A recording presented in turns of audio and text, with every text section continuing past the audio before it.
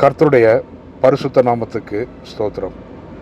நம்மை பாதுகாத்து கொள்ளக்கூடிய அதிகாரத்தை நாம் விசுவாசித்து பெற்றுக்கொள்ளக்கூடிய வசனங்களை நாம் தொடர்ந்து பார்த்து கொண்டிருக்கிறோம். பகுதி 2, சங்கீதம் 91 அதிகாரம் 4 வசனத்திலிருந்து 6 வசனம் வரை. அவர் தமது சிறகுகளாலே உன்னை மூடுவார், அவர் செட்டைகளின் கீழே அடைக்கலம் புகுவாய், அவருடைய சத்தியம் உனக்கு பரிசையும் கேடகமும் ஆகும்.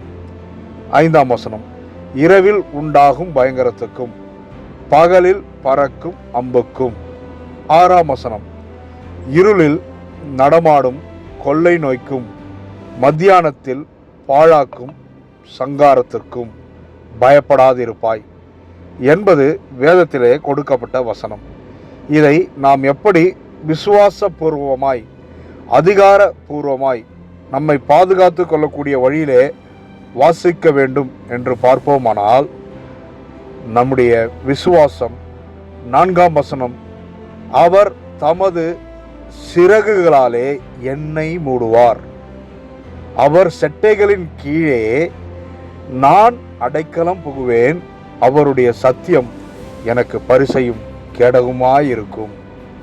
அது மட்டுமல்ல, இரவில் உண்டாகும் பயங்கரத்துக்கும் பகலில் பறக்கும் அம்புக்கும் இருளில் நடமாடும் கொள்ளை நோய்க்கும் மத்தியானத்தில் பாழாக்கும் சங்காரத்துக்கும் பயப்படாதிருப்பேன் என்று நாம் அதிகாரத்தோடு இதை வாசிக்கும் பொழுது இந்த வசனங்கள் நம்மை பாதுகாக்கக்கூடிய அரணாய் மாறி இந்த தேசத்தில் நடக்கிற எல்லா பொல்லாத சம்பவங்களுக்கும் நம்மை அவர் தமது சிறகுகளாலே மூடி மறைத்து பாதுகாக்கக்கூடிய வழியை உருவாக்கி தரும்.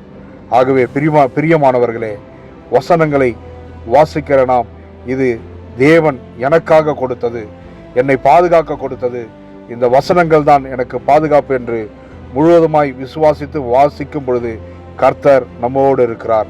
கர்த்தருடைய பரிசுத்த நாமத்துக்கு மகிமை உண்டாவதாக. ஆமேன்.